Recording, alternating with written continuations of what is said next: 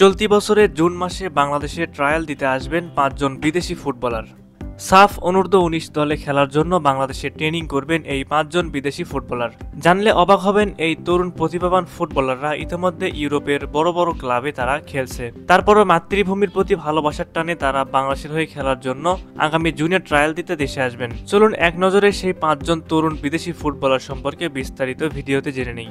নম্বর ৫, আরহাম ইসলাম। অস্ট্রেলিয়ার western United অনূর্ধ্ব-18 দলের খেলোয়াড় এখন বাংলাদেশ অনূর্ধ্ব-19 দলের খেলার অপেক্ষায় রয়েছেন। কদিন আগে বসুন্ধরা কিংস মাঠে অনুশীলনে ঘাম ঝরিয়ে কম্বোডিয়া যাওয়ার আগে আরহাম বলেন, আমি ৬ বছর বয়স থেকে বাবার সঙ্গে খেলে বড় হয়েছি। আমার ইচ্ছা ফুটবল খেলে যাব। বাংলাদেশ দলের হয়ে খেলতে পারলে অনেক ভালো লাগবে। আর ওয়েস্টার্ন ইউনাইটেডের কোচ তো বলেই দিয়েছেন তিনি নিজের মাতৃভূমির জন্য খেলবেন। আরহাম ইসলাম সুযোগ পেলে নিজেকে উজাড় করে দেবে সে।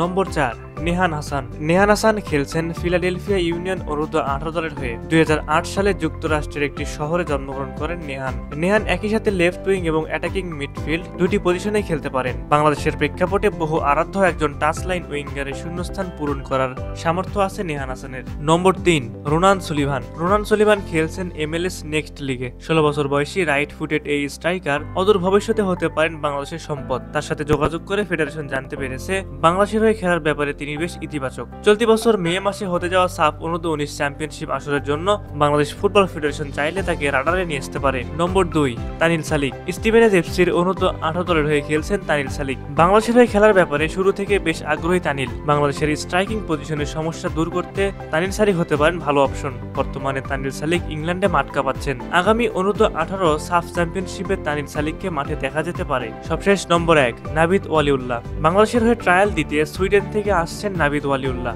সুইডেন 4th ডিভিশনের ক্লাব মারাস্টা আইকেতে খেলেন ফুটবলার নাভিদ। তার মূল লক্ষ্য ট্রায়ালে ভালো করার মাধ্যমে আসন্ন অনূর্ধ্ব-19 সাব চ্যাম্পিয়নশিপের স্কোয়াডে জায়গা করে নেওয়া। নাভিদের মূল প্লেইং পজিশন নাম্বার 9। এছাড়া খেলতে পারেন উইং এবং অ্যাটাকিং মিডফিল্ডার হিসেবেও। সুতরাং বলা যায় বাংলাদেশের ফরওয়ার্ড লাইনে ভরসার প্রতীক হতে পারেন নাভিদ ওয়ালিউল্লাহ। সুপ্রিয় দর্শক, আপনাদের কাছে কি মনে হয় এই ৫ জন তরুণ প্রতিভাবান ফুটবলার যদি বাংলাদেশের বয়সভিত্তিক দলে আসে তাহলে বাংলাদেশের জাতীয় দলের পাইপলাইন কতটা শক্তিশালী হতে পারবে বলে আপনারা মনে করেন? অবশ্যই আপনারা সেই বিষয়ে আপনাদের মূল্যবান মতামতটি আমাদের কমেন্ট করে জানিয়ে দিবেন।